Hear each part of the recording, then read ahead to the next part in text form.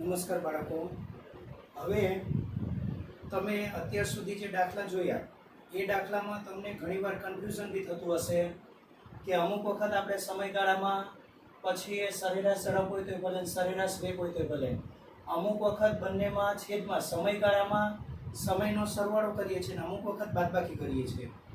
તો આવું કેમ, ક્યારે થાય? તો એ કન્ફ્યુઝન આપણે દૂર કરીએ. મેં જે સૂત્ર લખેલા છે ને એ આ સૂત્ર આલેખના ઢાળ પરથી લખેલું છે અને આ સીધા માર્ગે એક જ દિશામાં થતી ગતિ પરથી લખેલું છે, બરાબર?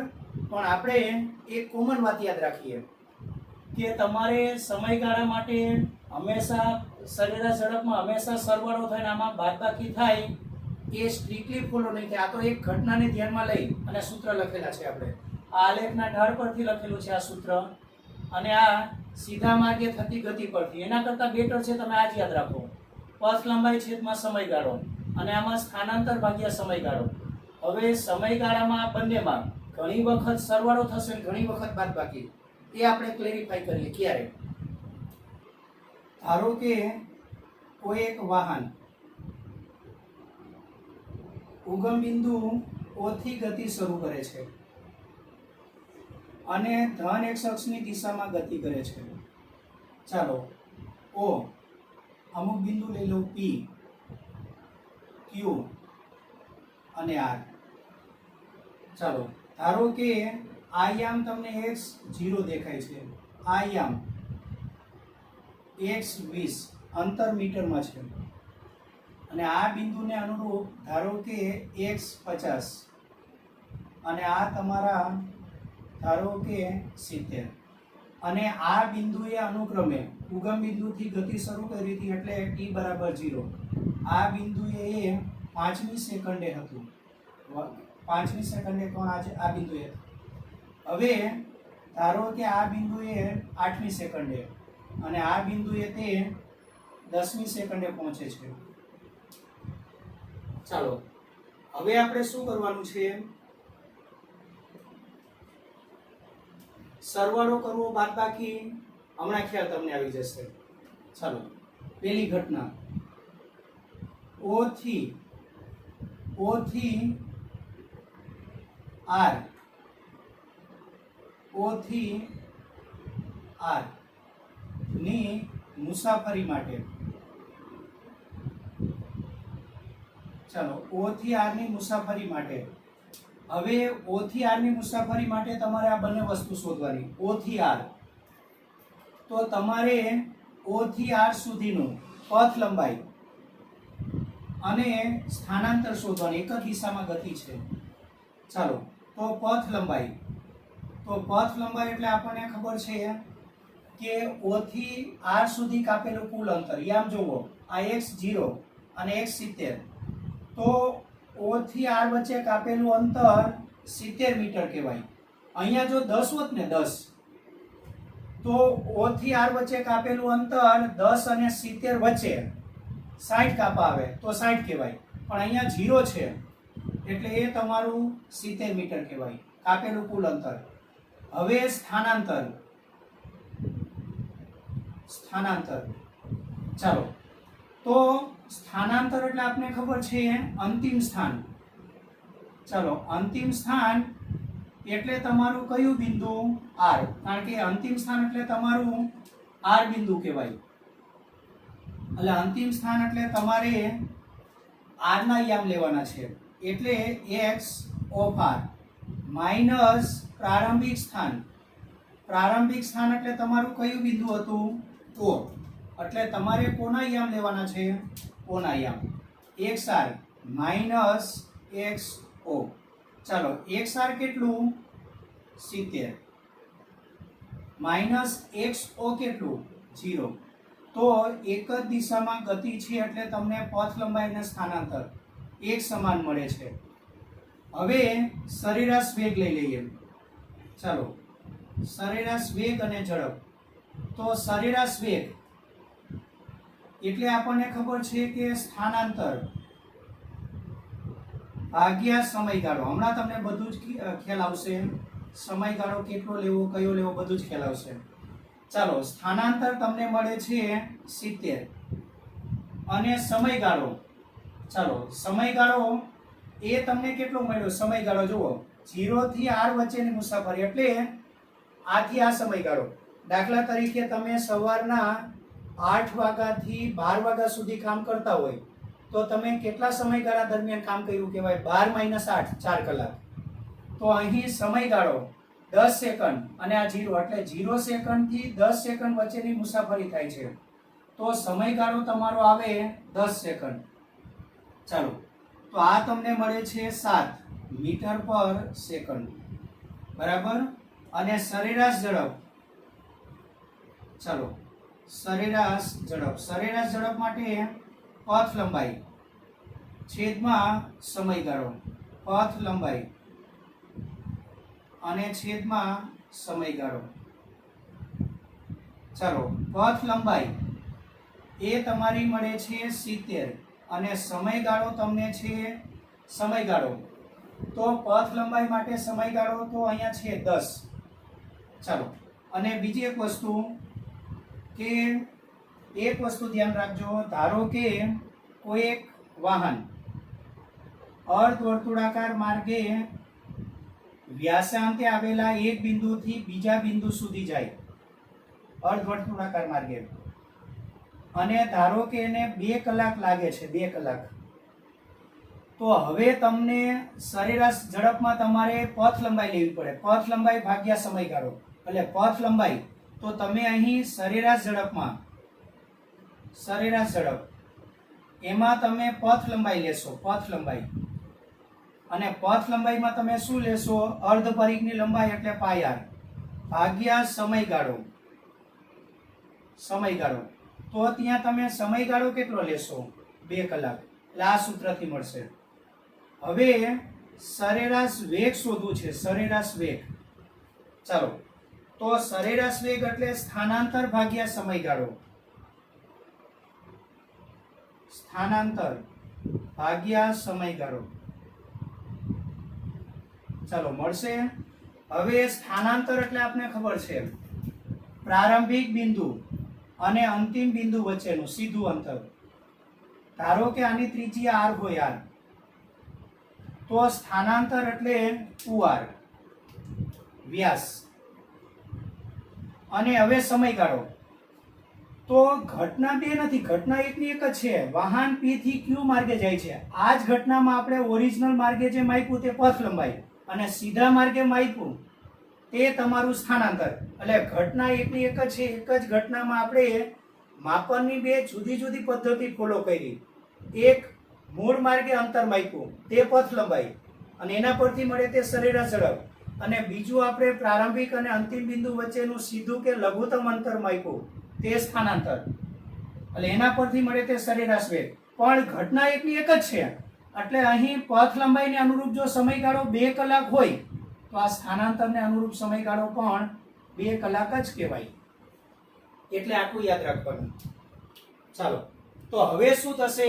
અહીં પણ O થી R સુધીની ગતિ માટે સમયગાળો 10 સેકન્ડ જ ગણાય. એટલે અહીં તમારું, ચલો, અહીં તમારી સરેરાશ ઝડપ છે એ તમને 7 મીટર પર સેકન્ડ મળશે. ચાલો, P થી Q અથવા P થી R સુધીની ગતિ કોઈ પણ લઈ લો. ચાલો, બીજું લઈએ. P થી R સુધીની ગતિ.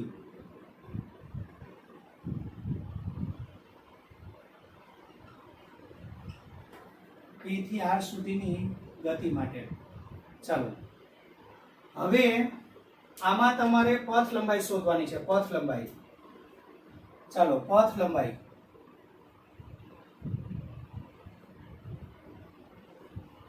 તો P થી R સુધીની ગતિ એટલે P થી R સુધીની ગતિ લેવાની છે, અહીંથી આ ગતિ. ચાલો, તો તમારે ત્યાં પથ લંબાઈ મેળવવી છે, પથ લંબાઈ. તો પથ લંબાઈ તમને કેટલી મળશે? 70 અને 20 વચ્ચે, 20 અને 70 વચ્ચે કેટલાનો ગાળો આવે? પથ લંબાઈ કેટલું? 50. તો આમાં તમે અંતરની બાદબાકી કરેલી છે. જુઓ, આ તમારે આ વચ્ચેનું અંતર મેળવવું હોય પી અને આર વચ્ચેનું અંતર મેળવવું હોય પથ લંબાઈ, તો તમે શું કરો છો, આના યામમાંથી આના યામ બાદ કરો છો, તો તમને અહીંયા પથ લંબાઈ 70 માઇનસ 20 એટલે 50 મીટર મળશે.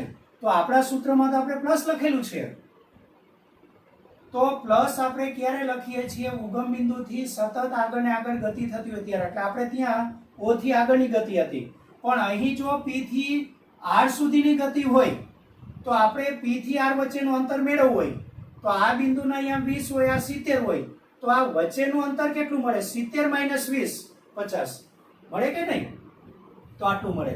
તો અહીં તમે જુઓ પથ લંબાઈના સૂત્રમાં પણ આ બાદબાકી કરેલી છે. એટલે આ સૂત્ર કરતા આ સૂત્રને ફોલો કરો. આ તો મેં એક ઘટના પરથી સૂત્ર લખેલા છે, આને ફોલો કરો. બરાબર, 50 મીટર. ચાલો હવે સ્થાનાંતર કેટલું મળે, સ્થાનાંતર એટલે પ્રારંભિક અને અંતિમ બિંદુ વચ્ચેનું સીધું અંતર. ચાલો અંતિમ બિંદુ તમારું આર કહેવાય, એટલે x of R minus x of p. ચાલો x ઓફ આર કેટલા છે, 70 માઇનસ x ઓફ p કેટલા, 20, તો તમને 50 મીટર મળે છે. ચાલો સમયગાળો, હવે આપણે સરેરાશ વેગ લઈ લઈએ.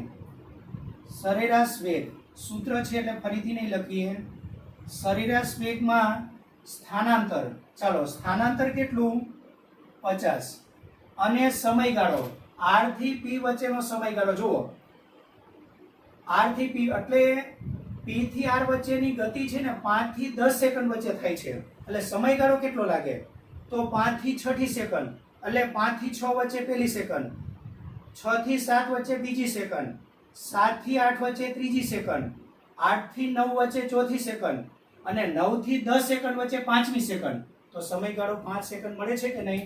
એટલે એ સમયગાળો મેળવવા માટે શું કરવું પડે, આ સમયગાળો મેળવવો છે તો આના આ સમયમાંથી આ સમય તમારે અહીંથી અહીં સમયનો, અહીંથી આ સુધીનો સમય લેવો છે. આ જે સમય છે ને એ તો ઓ થી પી વચ્ચેનો સમય છે, અને આ જે સમય છે ને એ ઓ થી આર સુધીનો સમય છે. તમારે પી થી આર વચ્ચેનો સમય લેવો હોય તો શું કરવું પડે, આ સમયમાંથી આ બંને સમય વચ્ચેનો ગાળો લેવો પડે. એટલે અહીંયા તમારે સમયગાળા માટે T2 માઇનસ T1 એટલે 10 માઇનસ 5 કરવું પડે. એટલે અહીંયા સમયગાળામાં તમારે 10 માઇનસ 5, એટલે સમયગાળામાં બાદબાકી થઈ છે. જુઓ આમાં સમયગાળામાં બાદબાકી થાય છે.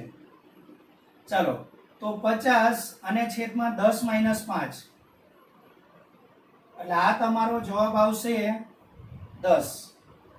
ચાલો 50 ના છેદમાં 5 એટલે 10 મીટર પર સેકન્ડ થયું.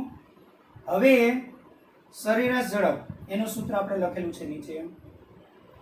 ચાલો સરેરાશ ઝડપ, સરેરાશ ઝડપમાં આપણે શું કરવાનું છે, તો પથ લંબાઈ તમને મળેલી છે 50, અને સમયગાળો તો તમારી ઘટના પી થી આર સુધીની જ છે, પી થી આર સુધીની. તો પી થી આર વચ્ચેનો સમયગાળો તો હમણાં કીધું એ રીતે 5 થી 10 સેકન્ડ વચ્ચે 5 સેકન્ડનો ગાળો લાગે. 5 થી 6 વચ્ચે 1 સેકન્ડ, 6 થી 7, 7 થી 8, 8 થી 9 ને 9 થી 10. એટલે આ વચ્ચેનો સમયગાળો તમારો 5 સેકન્ડનો કહેવાય. કેવી રીતે મળે, તો આ સમયમાંથી આ સમય બાદ કરવો પડે. સિમ્પલ વસ્તુ ખબર પડે છે ને, તમે 2 થી 9 કલાક સુધી કામ કરો તો તમારો સમયગાળો કેટલો કહેવાય, 7 કલાક કહેવાય કે ને, 9 માઇનસ 2. તો આ વચ્ચેનો સમયગાળો મેળવો તો શું કરવું પડે, આ સમયમાંથી આ સમય બાદ કરવો પડે. એટલે સરેરાશ ઝડપમાં 10 માઇનસ 5.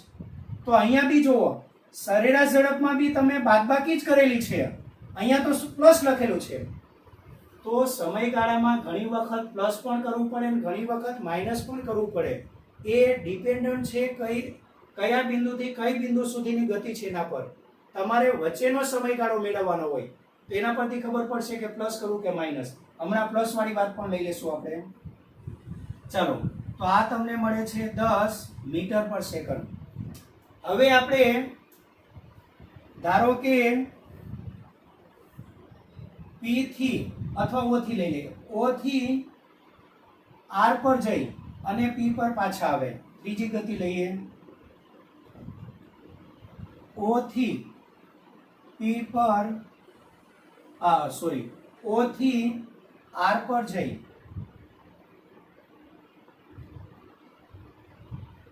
O થી R પર જઈ અને કોઈ પણ એક બિંદુ, ચાલો P પર પાછા આવતા, O થી R પર જઈ P પર પાછા ફરતા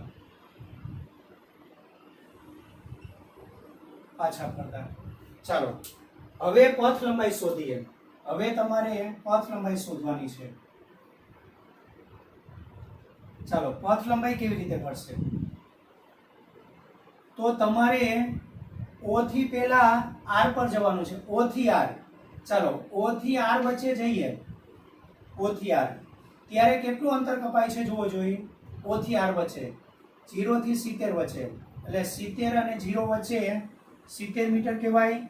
અહીંયા જો 10 હોત ને 10, અહીંયા 10 હોત ને આ 70 હોત તો વચ્ચેનું અંતર કેટલું મળે? 60, પણ આ 0 છે, આ 70, એટલે O થી R સુધી જવામાં 70 મીટર અંતર કાપશે. અને પછી તમારે P પર પાછું આવવાનું. ચાલો આટલી ગતિ છે તમારી.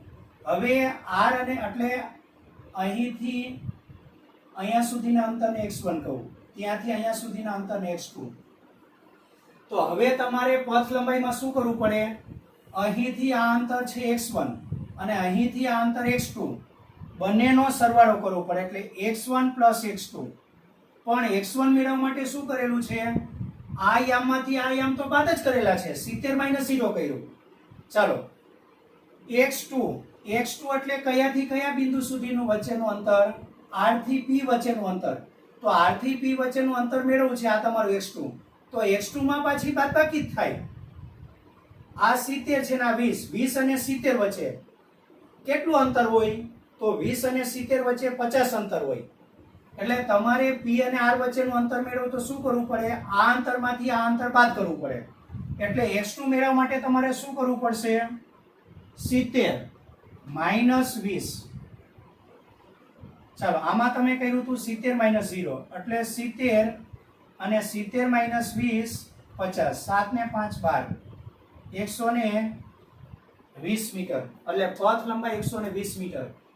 કારણ કે અહીંથી આગળ વધે R પર પહોંચે એટલે 70 મીટર. ચાલો 70 થી ફરી પાછું અહીંયા આવે એટલે વધારાનું 50 મીટર અંતર કપાય, એટલે ટોટલ 120 મીટર. ચાલો એટલે તમે જુઓ અહીં તમે પથ લંબાઈ મેળવવા માટે બાદબાકી કરી અહીંયા સરવાળો, એટલે ડિપેન્ડન્ટ છે કયાથી કયા બિંદુ સુધીની ગતિનો અભ્યાસ કરવાનો છે. એટલે આ સૂત્રને સ્ટ્રિક્ટલી ફોલો નથી કરવાનું, આને જ ફોલો કરવાનું. આ તો મેં ઘટના પરથી લખાયેલું સૂત્ર છે, કન્ફ્યુઝ થતા હોય તો એ સૂત્ર જ કાઢી નાખવાનું. ચાલો અને સ્થાનાંતર, તો સ્થાનાંતરમાં તમારે શું કરવાનું છે? અંતિમ સ્થાન માઇનસ પ્રારંભિક સ્થાન. ચાલો તમારી ગતિ છે O થી R પર જઈ અને P પર પાછું ફરવાનું, એટલે આ તમારું પ્રારંભિક સ્થાન, આ તમારું અંતિમ સ્થાન, આ તમારું અંતિમ સ્થાન. ચાલો હવે તમારે અંતિમ સ્થાન એટલે P ના યામ માઇનસ પ્રારંભિક સ્થાન એટલે O ના યામ. ચાલો xp કેટલા છે? xp 20. એટલે હવે તમારે સ્થાનાંતરમાં શું કરવાનું? પ્રારંભિક બિંદુ O અને અંતિમ બિંદુ P વચ્ચેનું સીધું અંતર લેવાનું છે, લઘુત્તમ અંતર. એમની વચ્ચેનું લઘુત્તમ અંતર એટલે આ અંતર થશે. એ અંતર કેટલું હશે? 20 મીટર. ચાલો xp કેટલા છે? xp ના યામ 0 માઇનસ xo ના યામ કેટલા? xp ના યામ 20 માઇનસ xo 0 એટલે 20 મીટર. ચાલો હવે તમારે સરેરાશ વેગ શોધવાનો છે. સરેરાશ વેગ જોજો સમયનો બંનેમાં સ્ટ્રિક્ટલી ફોલો નથી કરવાનું. બંનેમાં તમારે આટલું સૂત્ર યાદ રાખો તો વાંધો નહીં, આટલું જ યાદ રાખો ને એટલે કન્ફ્યુઝ નહીં થવું. આ તો મેં જે સૂત્ર લખાવ્યા હતા એ ઘટના પરથી લખાવેલા હતા. ચાલો તો સરેરાશ વેગ માટે અહીંયા શું કરશું? સરેરાશ વેગ, ચાલો પથ લંબાઈ તમારી મળેલી છે 120 અને સમયગાળો. હવે સમયગાળામાં શું થશે જોજો. સમયગાળો તમારે કયો લેવાનો છે? O થી આર પર જઈ અને પી પર પાછું ફરવાનું, એટલે ઓ થી આર પર જતા એને કેટલો સમય લાગે છે? 10 સેકન્ડ, એટલે 10 સેકન્ડ. હવે ઓ થી આર પર જે 10 સેકન્ડ ને આર થી ફરી પાછા કયા બિંદુ પર આવે છે? પી બિંદુ. અને આ સમય લઈ લ્યો ને, અહીંથી અહીંયા આવવા માટે પણ એને 5 સેકન્ડ જ લાગે છે. તો હવે મને એક વસ્તુ કહો, અને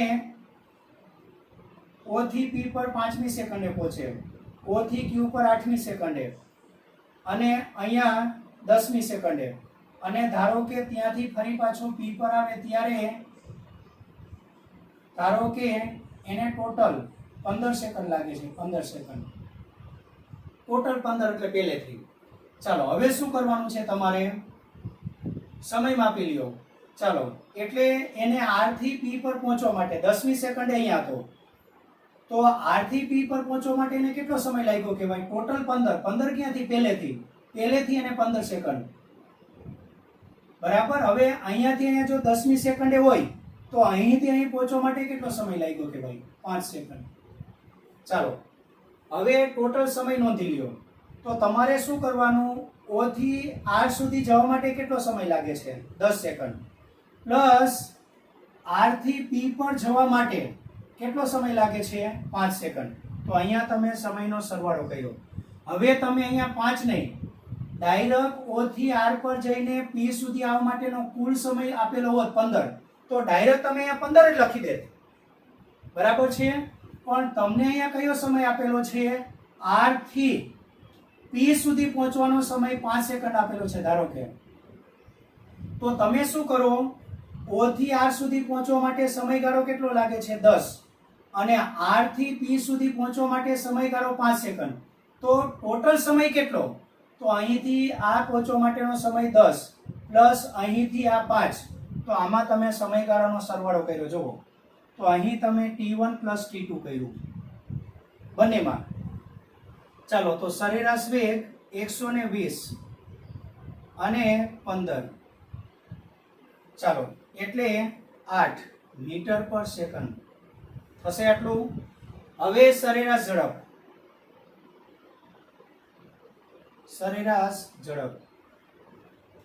ચાલો, સરેરાશ ઝડપ એટલે સ્થાનાંતર. સ્થાનાંતર તમને મળે છે 20 ભાગ્યા સમયગાળો. ચાલો, સમયગાળો એટલે સ્થાનાંતર તમને 20 મળ્યું. હવે સમયગાળો તો ઘટના એકની એક જ છે, એટલે સમયગાળો તો ટોટલ આ જ લેવાનો. ચાલો, અહીંયાથી નીકળીને અહીંયા પહોંચવા માટે 10 સેકન્ડ, અને ત્યાંથી ફરી પાછું અહીંયા પહોંચવા માટે અહીંથી અહીંયા માટેનું વધારાનું 5, એટલે ઓલ ઓવર પહેલેથી ગણો તો 10 પ્લસ અહીંયાથી આ પહોંચવા માટેનો સમય 5, એટલે 10 પ્લસ 5 તો 15 સેકન્ડ. તો 20/15 એટલે 8 મીટર પર સેકન્ડ. તો અહીં તમે સમયનો સરવાળો કર્યો. જુઓ, અહીં સમયનો સરવાળો થાય એટલે પથ લંબાઈ હોય કે સ્થાનાંતર હોય એમાં ફિક્સ જ નથી કે T2 માઇનસ T1 જ આવે કે T1 પ્લસ T2 જ આવે, એવું ફિક્સ નથી. તમારે સમયગાળો લેવો પડે, અને સમયગાળા માટે કયાથી કયા બિંદુ સુધીની ગતિ છે ને એના પર ડિપેન્ડન્ટ છે. ત્યાર પછી ધારો કે આલેખ હોય, આલેખ, અને એ આલેખમાં તમને આ નહીં મળી શકે, આ જ મળશે. ધારો કે x વિરુદ્ધ t આલેખ, અને એ આલેખ આ રીતે છે. અને ધારો કે તમને આ 2 સેકન્ડ અને તેને અનુરૂપ અંતર ધારો કે 10 મીટર. આ સેકન્ડમાં છે, આ મીટરમાં છે. અને ધારો કે આ 4 સેકન્ડ, તેને અનુરૂપ આ 20 મીટર છે. તો હવે તમને કીધું હોય કે 2 થી 4 સેકન્ડ દરમિયાન, 2 થી 4 સેકન્ડ દરમિયાન તમને હંમેશા આમાં સરેરાશ વેગ જ મળશે, સરેરાશ વેગ. તો તમારે શું કરવાનું? 2 થી 4 સેકન્ડ વચ્ચેનો સમયગાળો લેવાનો, આ સમયગાળો લેવાનો, અને એ સમયગાળામાં કપાયેલું અંતર, એટલે તમારે આ સમયગાળામાં કપાયેલું અંતર મેળવવું હોય, આ તમારું ડેલ્ટા એક્સ કહેવાય, અને આ તમારું ડેલ્ટા ટી કહેવાય. તો ડેલ્ટા એક્સ મેળવવું તો શું કરશો? શું 10 અને 20 નો સરવાળો કરશું? સરવાળો કરીએ, તમારે તો આ વચ્ચેનું અંતર જ મેળવવાનું છે, વચ્ચેનું અંતર અહીંયાથી આ અંતર.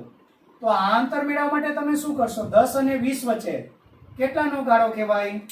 તો 10 નો. અથવા કન્ફ્યુઝ થતા એક કામ કરો, આંકડો બદલીને આપણને ખ્યાલ આવે, એક સરખા આંકડા નો આવે. ચાલો આ 30 છે ધારો કે. તો હવે તમારે 10 અને 30 વચ્ચે કેટલાનો ગાળો રહેશે? તો 10 અને 30 વચ્ચે કેટલો ગાળો છે એ શોધવું હોય તો આપણે શું કરીએ? 30 માંથી 10 ની બાદબાકી કરીએ એટલે x2 - x1. નીચે સમયગાળો એટલે 2 થી 4 સેકન્ડ વચ્ચેનો સમયગાળો. તો ત્યાં એ સમય મેળવવા માટે શું કરશો? તો આમાંથી આ બાદ કરશો. તમે 2 થી 4 વચ્ચે કામ કર્યું હોય તો તમે શું કહેશો કે મેં 2 કલાક સુધી કામ કર્યું. 2 થી 5 કલાક, 2 થી 5 વાગ્યા સુધી કામ કર્યું હોય તો તમે શું કહેશો? મેં 3 કલાક કામ કર્યું. તો આ વચ્ચેનો જે સમય છે ને એને સમયગાળો કહેવાય. તો આ સમયગાળો મેળવો તો શું કરશું? આમાંથી આ બાદ કરશું એટલે અહીંયા તમારું આવશે 4 - 2 એટલે સાદરૂપ આપી દેવાનું. એટલે અહીંયા તમને સમયની બાદબાકી મળી છે જુઓ, પણ આમાં સમયનો સરવાળો મળેલો હતો. એટલે પથ લંબાઈ અને સ્થાનાંતરમાં આલેખ હોય ને, આલેખ, એ આલેખમાં કાયમી તમને સરેરાશ વેગ જ મળવાનું છે. તો એમાં x2 - x1 t2 - t1 આ સૂત્ર જ ફોલો થશે. પણ એના સિવાયની ગતિમાં તમારે ઘણી વખત આ બંને સૂત્રમાં સમયગાળા માટે ઘણી વખત t1 t2 નો સરવાળો કરવાનો થશે, ઘણી વખત t1 t2 ની બાદબાકી કરવાની થશે. કયાથી કયા બિંદુ સુધીની ગતિ કીધેલી છે ને એના પર ડિપેન્ડન્ટ છે. હજુ આપણે એક ઉદાહરણ લઈએ. દાખલા તરીકે ધારો કે એક ઉદાહરણ બીજું લઈએ. દાખલા તરીકે ધારો કે કોઈ એક વાહન સીધી રેખામાં 30 મીટર અંતર કાપે છે અને તેને 10 સેકન્ડ લાગે છે. ત્યાર પછી તે ડાબી તરફ વળી અને 40 મીટર અંતર કાપે છે અને તેને ધારો કે આ 10 સેકન્ડ, તેને 15 સેકન્ડ લાગે છે. તો સરેરાશ વેગ શોધો, સરેરાશ વેગ અને સરેરાશ ઝડપ શોધો. તો સરેરાશ ઝડપમાં તમે શું કરશો? અહીંથી આ અંતર, ચાલો સરેરાશ ઝડપમાં તમારે પથ લંબાઈ મેળવવી પડે. તો પથ લંબાઈ માટે શું કરશો? અહીંથી આ અંતર એ કેટલું છે? 30 પ્લસ અહીંથી આ અંતર એ કેટલું? 40 એટલે એ તમારું થશે 70 મીટર. ચાલો થયું આટલું? એ તમારું થશે 70 મીટર. હવે સમયગાળો, તો તમને આપણને ખબર છે કે સરેરાશ ઝડપમાં પથ લંબાઈ છેદમાં સમયગાળો જોઈએ. ચાલો પથ લંબાઈ છેદમાં સમયગાળો. હવે તમારી પથ લંબાઈ છે 70 મીટર અને સમયગાળો, તો સમયગાળો તમારે આખી ઘટના માટેનો જે સમય છે બરાબર, તો એને ટોટલ સમય કેટલો કન્ઝ્યુમ કરેલો છે? 10 ને પ્લસ 15 એટલે 10 પ્લસ 15 બરાબર. એટલે સમયગાળામાં તમારે કુલ સમય મેળવવા માટે અહીંથી અહીં જવા માટે 10 સેકન્ડ લાગે, ત્યાંથી અહીં જવા માટે 15 સેકન્ડ. તો કુલ અહીંયાથી અહીંયા પહોંચવા માટે એને ટોટલ કેટલો સમયગાળો લાગે? તો 10 પ્લસ 15. એટલે આમાં તમારે સરવાળો કરવાનો, સાદુરૂપ આપવાનું, એ તો ખાલી સમજૂતી માટે છે. એટલે અહીંયા તમે સમયગાળા માટે સરવાળો કર્યો છે જુઓ. હવે સ્થાનાંતર, ચાલો તો સરેરાશ વેગમાં આપણને સ્થાનાંતરની જરૂર પડશે. સ્થાનાંતર એટલે પ્રારંભિક બિંદુ અને અંતિમ બિંદુ વચ્ચેનું સીધું અંતર, અને ડાબી તરફ પડે છે એટલે કાટખૂણો રચાય. ચાલો સીધું અંતર. તો સ્થાનાંતરમાં તો આ સીધું લઘુત્તમ અંતર જ લેવાય ને. પ્રારંભિક બિંદુ તમારું આ, અંતિમ બિંદુ આ. પાયથાગોરસના પ્રમેય મુજબ 3 અને 4 હોય તો કર્ણ 5 મળે કે નહીં? 30 અને 40 હોય તો કર્ણ કેટલો મળશે? 50 મીટર. ચાલો માટે સરેરાશ વેગ, સરેરાશ વેગ માટે શું કરશું? સ્થાનાંતર. સ્થાનાંતર તમને મળે છે 50 અને સમયગાળો, તો તમે સ્થાનાંતરમાં ખાલી સીધું અંતર માપેલું છે, બાકી ઘટના તો આ જ થઈ ને કે સીધા માર્ગે 30 મીટર અંતર કાપીને પછી ડાબી તરફ 40 મીટર, ઘટના તો એ જ થઈ. તો એ ઘટનામાં જે સમયગાળો છે તો આમાં પણ એ જ રહેવાનું. એટલે સમયગાળા માટે આમાં પણ તમારે 10, અહીંથી અહીંયા જવા માટે 10 અને અહીંયાથી અહીંયા જવા માટે 15.